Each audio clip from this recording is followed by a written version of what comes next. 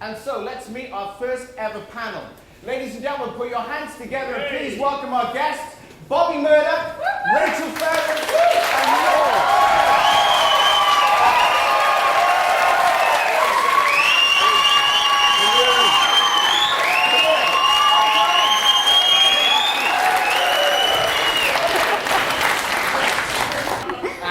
I'm going to go to you, Bobby. Thanks for coming and joining us on the show. No problem.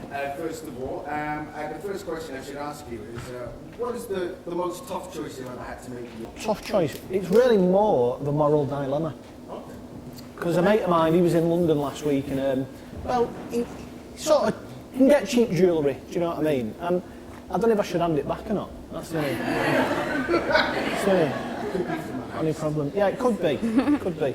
Rachel, you're a female? I think so, yeah. I think that's worth for a start. And can you tell us what is the most difficult choice you ever had to make? Oh, you see, I'm the queen of the bad decision, right? I make the wrong decision all the time. I'm not going to give any of the names. There's been thousands of them. Some of them might be in here tonight. I have to admit that I do make the wrong decision all the time, but the most basic problem decision I have to make is whether to have gravy or curry with my chips. And finally, Raymond. The toughest decision, probably coming on this show.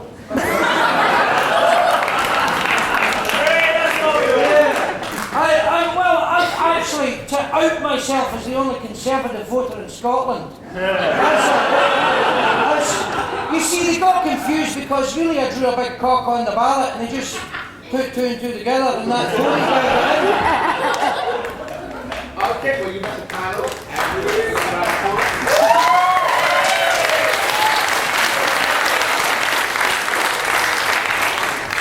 We're going to kick off the game in numerical order with round one. In this round, I'm going to be asking the panel what would you rather question, and whoever convinces me that their answer is the way to go will win the points. So it's pretty simple. So, question one. Would you rather be a Siamese twin with Dale Winton, joined forehead to forehead, or a bear joined back to back? Ray, I'm going to go with you. I'm touching your forehead. Would I rather be a Siamese twin joined at the head with Dale Winton? Yeah. Or back to back with a bear. Back to back with a bear. And this is a real bear, not a trained one that you nailed with the pedals in a circus. Well, I don't really like Dale Winton. He's one of these Vermouth balsamic vinegar people from London. You know the cheap like Champion of Wonder Horse. I tell you what I would do. I would insist on, first of all, the night before, get out and get full of Guinness and pickled eggs and then be enjoying them. And I'll say, chew on that, you big... Anyway, you big... I think it's a valid answer. Rachel, we're going to go to what would you rather? Taking the bear. Taking the bear? Taking the bear. It's a talking point. Rachel, how are you? What's that attached to? Yeah, it would feel luxurious. The thing about the bear is it would have to be a male bear, like the mating season, and you're attached to it and. Your menstrual cycles would coincide. And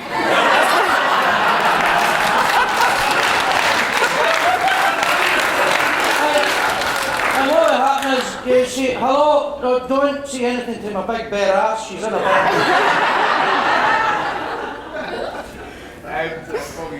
What would you rather? I think I'd go for the bear as well. You go for the bear one? Yeah. I mean, well, would you need a reach around? You know, you've got support around. That'd be quite good. That's one way of looking at it. Yeah. But a bear's got claws. It's not like the same as the furry glove in the army. It's not anything to do with that. It would be like What do you mean? You never heard of that? Right, anyway. I'm going to award just for the strangeness of it. I'm going to give Ray the point on that one. So.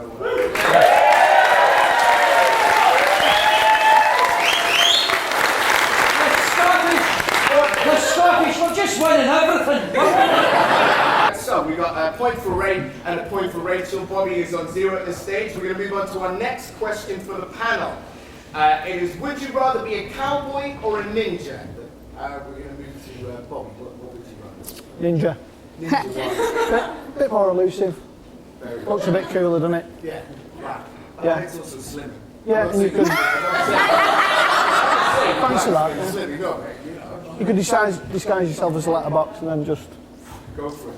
slice the fucker. And Ray. What would you rather? Cowboy or a Cowboy ninja. or a ninja? Yeah. I came a cowboy. I'm not even that good at DIY. So.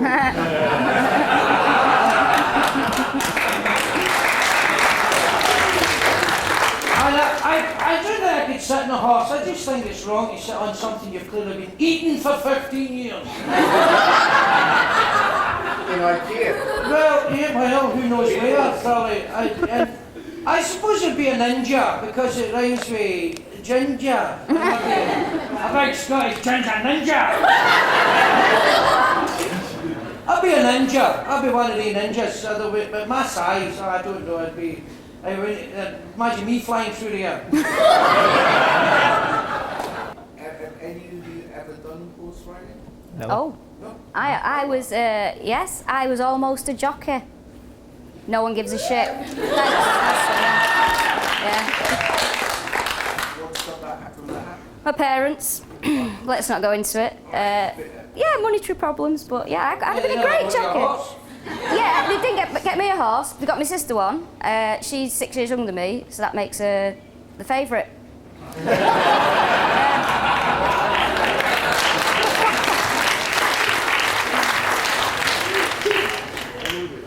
So anyway, well I'm having well this seems to be going well. So we're going to have another question, and it's what would you rather have in this sequence?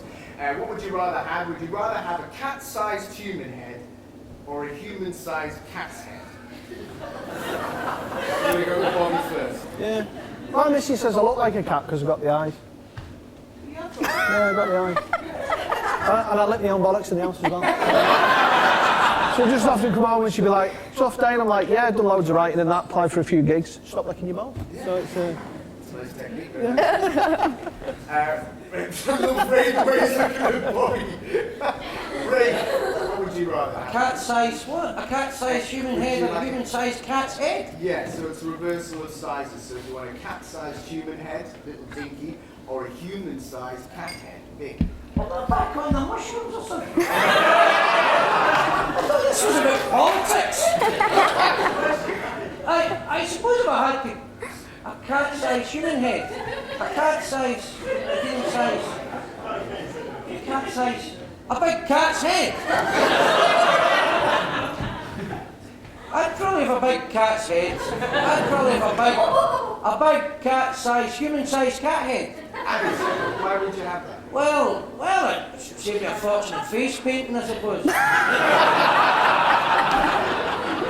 I mean, I still need to shave. No, you don't need to shave. You can save a fortune in razors when you face paint. And, man, you really need to dress up for Halloween. Just go in a fur coat.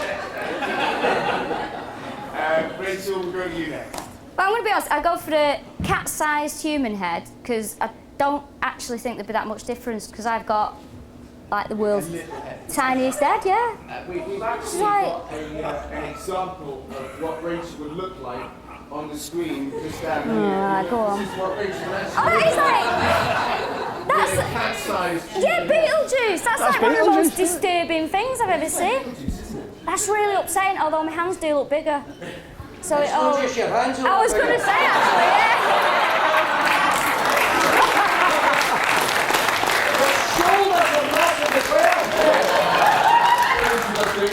Dirty mics. Oh, it's horrid that. Blech. I've changed my mind. Well, that's the end of round one, and although our panelists are equal, Rachel is doing better because she's winning. So give Rachel a big round of applause.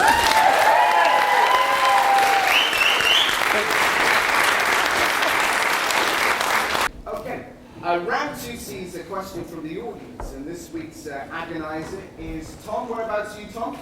You're sat over there. Who wrote to the show for help, which is a bit weird. because this is the first ever show, and I didn't know that. Ask a question, Tom. Obviously, Tom's had this question building up all of his life, and he's just waiting for the right context and setting, and thought, boom, here we go. So a little bit cheeky there, Tom. So what's your question for the panel? So basically, my girlfriend went on holiday to Malia on last Wednesday for a week. I was nipping out to the shops on Friday and accidentally ran over the cat on the drive. So yesterday I had to bury it in the garden. So if you had any advice of what to tell her when she comes home, then? Well, firstly, thank you for crashing the mood. We heard Tom's question about running over the cat. Should he? So, Ray, we're going to go to you first. What do you think the best advice for Tom is to deal with the situation of running over his cat? You've run over the cat's dead. It's not your cat, it's your wife's cat, your girlfriend's cat. He's buried it in the garden. You're buried in the garden. And it's a cat-sized cat's head. It's a what? Well, if you were anything like me, you would have a human-sized cat's head. What happens is when your girlfriend comes back, and going, you say to her, your boyfriend's fucked off. I accidentally ran over him in the driveway, and then you and the girlfriend, that works, because certainly probably she probably shoot the cat more fucking... Honestly, you're coming from the angle that the cat's teeth. The wife, like his girlfriend, obviously showed the cat more affection. Absolutely, and the good thing is your toiletries in the house won't smell of piss as much. How do you know that? I use people that had cats. Tom, have you ever tried shitting in the cat's box? Yes, clearly. So, Bobby, we'll go to you first. We'll go to you next. Where's she gone on holiday, Tom? Malia. Malia? She's in Malia? Yeah. I think the cat's the least of your concerns, mate, isn't it?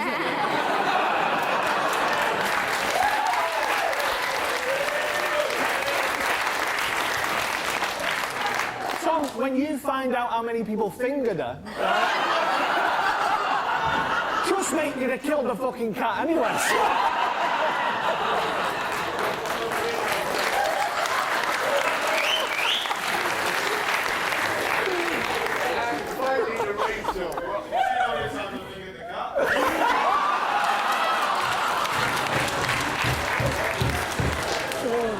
Pussy joke there, Tom. I like that.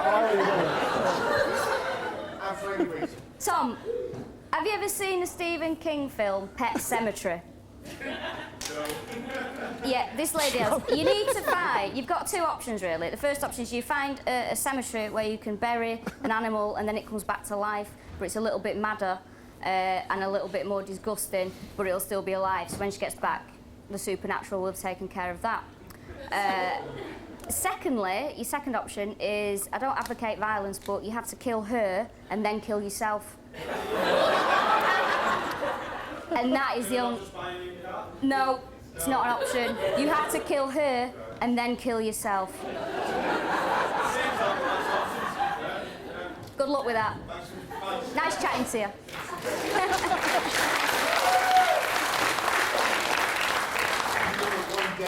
Now comes to be a murder. That's how it goes. So, Tom, you've heard the advice from the panel. Which person are you going to take the most notice on? I'm probably going to murder my girlfriend and then shoot myself.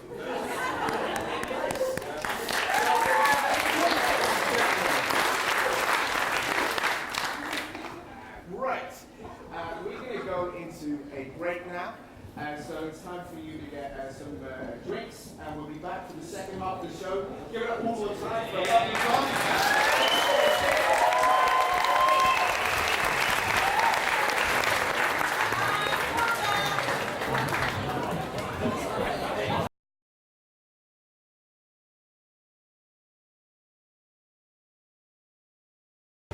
Ladies and gentlemen, for the second time, we're going to start the second half. Will you give a big round of applause for our panel one more time? Mr. Bobby Murdoch, Rachel Fairbairn, and Mr. Raymond Mears.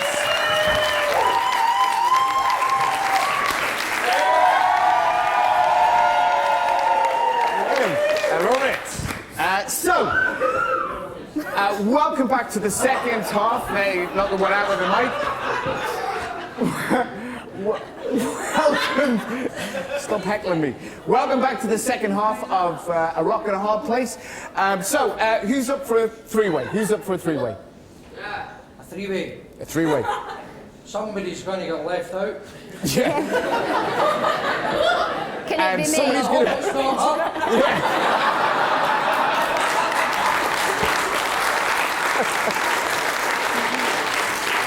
Who's up for a three-way is actually the name of our next round. We'll be giving the panel 3 options. Whoever gives the best reason for their answer is awarded 3 points. So panel, the Rock and a Hard Place handsome production team that you see here tonight would like to send you on a week's holiday to Benidorm. All you have to do is choose who you'd like to go with, and you have 3 options here. Option 1, would you like to go with Mike Tyson? But from the very start, he's in a mood with you, and he could flip at any moment. There's option 2. Would you like to go with Simon Cowell? But he'll mock every single thing you do for the whole week from minute 1. Or finally, option 3. A dead dog you have to carry for the entire trip. So, your options are Mike Tyson, Simon Cowell, or a dead dog. Ray, we're going to pick up with you, the first panelist in the second half. Who would you rather go with? Right, okay, I'm a Glaswegian, so Tyson's not a problem. Just an angry psycho, there's millions, yes. And we've all got a vote now. But not an independent one. They have their chance! They have their chance!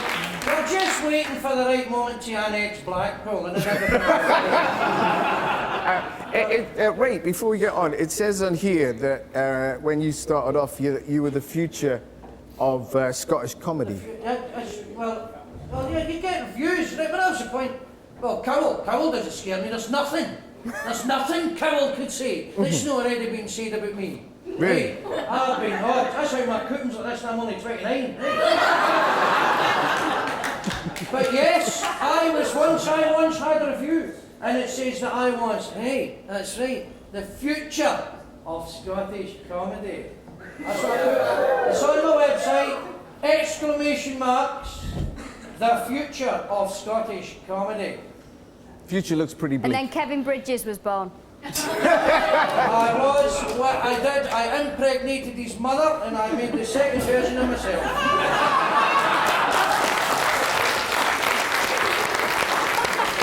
So would you rather go with Mike Tyson, Ray, Simon Cowell being a bit of a twat, or carry a dead dog around with you? Carry a dead dog? How big's a dog? And do you get to put it in a bag? And is it an English carrier bag? Because I'm not paying £5. Oh, wait.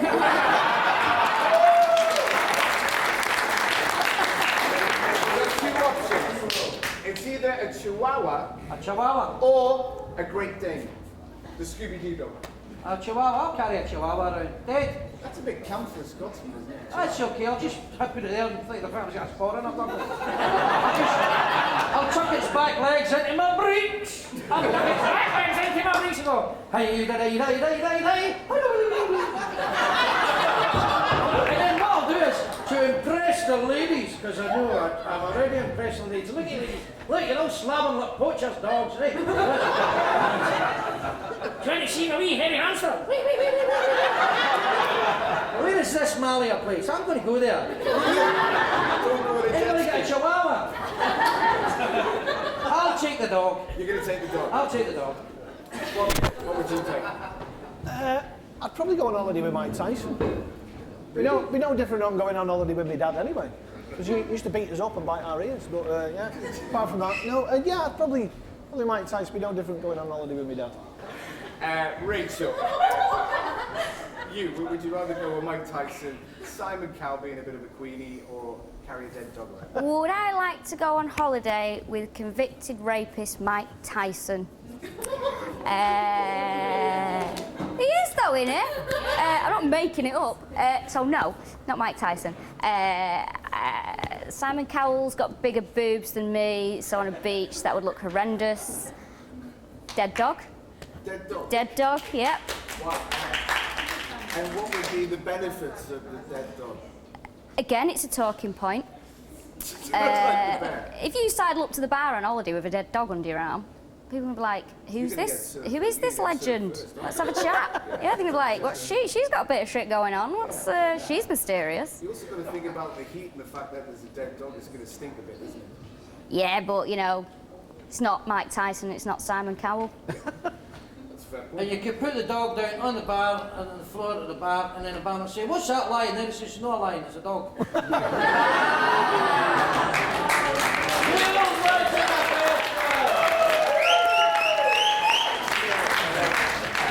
Okay. I'm going to award Rachel the points for her answer. Big round of applause for Rachel, if you will.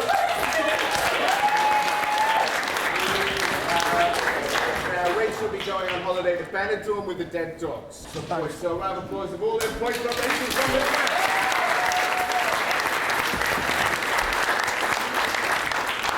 So the next round is a round called the physical round, and what it is you're placed in a room, each member of the panel is placed in a basketball-sized room. An infinite number of 6-year-olds with a week's combat training that want to kill you enter one by one. I want to know how many of them you can knock out before they overpower you, and secondly, how would you do it? So an infinite number of 6-year-olds with combat training, but only a week's combat training, are going to be coming one by one into the room to attack and maim you. I'd like to know how this situation has arisen.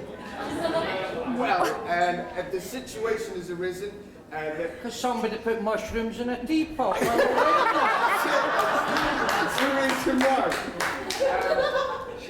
Somebody's on the glue here. I'm going to go straight to Bobby. We'll go for you first. None of them would come in the room. No. The question is, they will come. No. Well, if they're coming out a little hole or something, I'd just shout through the door. Now then, it fucking wouldn't come there. Jingle jangle. They'd be like, oh fuck that. I ain't got enough ninja training for a paedophile. No, but you can't do that, Bobby. That's like the Kobayashi Maru. That's like in Star Trek. That's you reprogramming the program. That's cheating. These kids are coming in the room. So they're coming in, there's an infinite number, they're going to do me, or one by one. And they've got combat training. And they've got combat training, but they're only 6, But they're bollock height, right? But they're bollock height? Yeah. Well, I stand on my tippy toes. But it's with the hands down, it's just, you know, I'd Chinese burn them all. Bear in mind, I'm a ginger ninja myself, with a massive cat's head.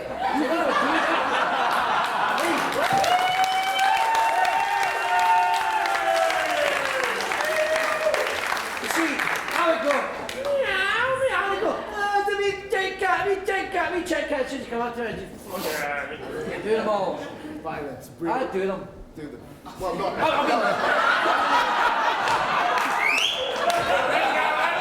Wait, we're going to edit some of this out, eh? Scottish comedian outs himself as kiddie friend. We'll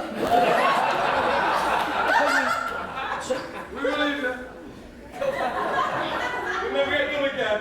And you know what? They fucking heard every word of that. Rachel, I'm going to go to you. Well, I have to admit, I'd just talk to him, because I'm from North Manchester, right, and my accent just has a kind of tone where it doesn't matter what I say to people, it does just sound like I'm going to kick off with them. So I'd have a quick word, then when the first one comes in, just proper do them over. Do you know what I mean? Just all that kind of shit. That was bones breaking. Send them out, and then the others will be too scared to even bother. The other thing you have to do as well, 6-year-olds, their bones haven't properly got hard, so you could snap them easier. Piece of piss. An adult, I just want to add that into the more believable answer aspect of it. I'm not saying I'd snap it. These are the ones that hurt me. I've just asked the question, so he's a paedophile.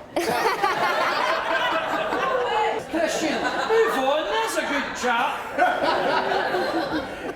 Bobby, so you can't use the fact that you're going to do the Jimmy Savile. If you were, it has to be a physical thing. You know, they're coming in one by one. And There's only so many times you can do that, isn't there? That's someone's running that. just on TV show just Kung on the Fu. floor. Well, I can do it. You're the same size as a fucking 6-year-old. Wait a minute, would we be armed? Would we have arms? Would we have like swords or like a machine gun? Well, he'd have a fucking dragon, and Do you know what I'd have? I'd have a party bucket sitting from KFC. to get them to deviate. Yeah, then they go. Because I'll always be fat, combat trained, and I'd just. But I'd probably eat it myself. Unless I took a load of unless I took a load of LSD and then everything just slowed down, I was like the fucking Matrix, just like that. Just in slow And was it you that wrote these questions, was it? I'm certainly enjoying them more than anyone else. Also, Ray, you have to remember that you've still got the Chihuahua hanging over your groin when you've been doing this as well. Oh, jeez. Because there's a million to them, they're going to get me eventually. I'm going to tire even my superhuman Scottishness. Right? Eventually, I'm going to run out of steam or fall down drunk. Do you know what I do? I do what the Scottish do. I'd go down swearing. That's what I do. Fucking come on then! Come on then! Do your worst, you wee bother! Let's see you didn't do the beat. Come on, want to see what I've done to your fucking brother? Oh, you're still thinking about dirty things, you. Sister, that's gross. Sorry? It's a brother, elder, and sister. That's Oh, so no, I'm gay. Hey, hey. I'll see the file. I'm a homosexual as well. Well, thanks very much. Of all the defects of character I am aware of, you're giving me more. Thanks very much. Thanks very much. Our final round is the agony aunt round. Our panel will answer a genuine agony aunt letter by a genuine, and we mean that it appeared in an actual publication somewhere, because obviously all agony aunt columns are complete bollocks. But this has generally appeared in an agony aunt letter, which I found on the internet last week. Now, if you're easily offended, or actually if you're not easily offended, or you couldn't give a shit, I suggest that you cover your ears now, as this question is pretty offensive. So here's the letter.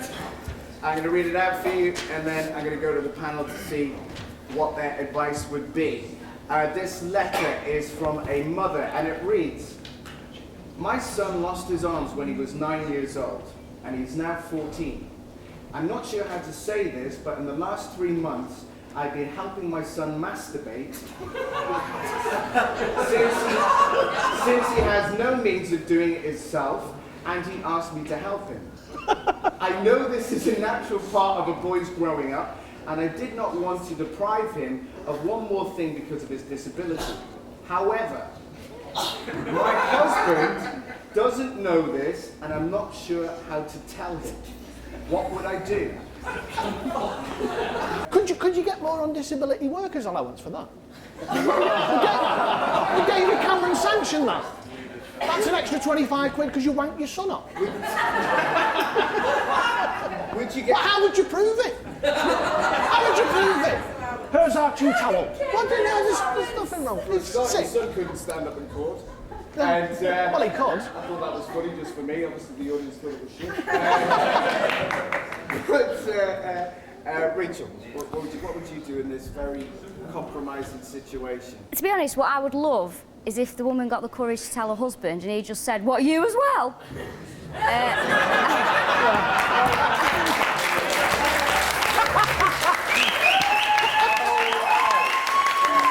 That's great, that. So the son's getting double wanked. Oh yeah.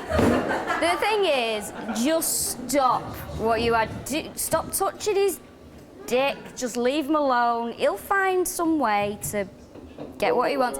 This is the thing, though. Like, I mean, he's got no arms, right? This is a good job because she's breeding a spree killer. If he could use a gun, that would be a whole school gone, right? This guy is going to have issues. Yeah. And also, if you're wanking him off, he's going to want a blowjob sooner or later. And you know.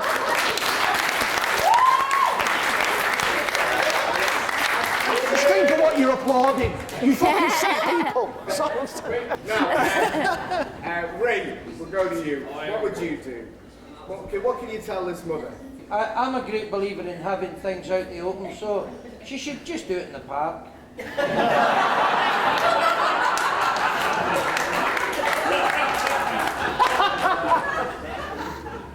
Well, ladies and gentlemen, well, with another problem sorted out, we come to the end of the show. And the scores are, 2 seconds, what are the scores? There's nobody actually bothered keeping scores during the whole of this. No. Perhaps that's something we need to sort out before the next one that we do. The final scores are completely nondescript and absolutely pointless, but I'm going to name Ray the winner of the show. And that's the end of the show, end of the podcast, and possibly the end of a rock and a hard place. If anyone listening to the show would like to give us some money or make more of these, please get in touch. And if not, well, just quite plainly, fuck you.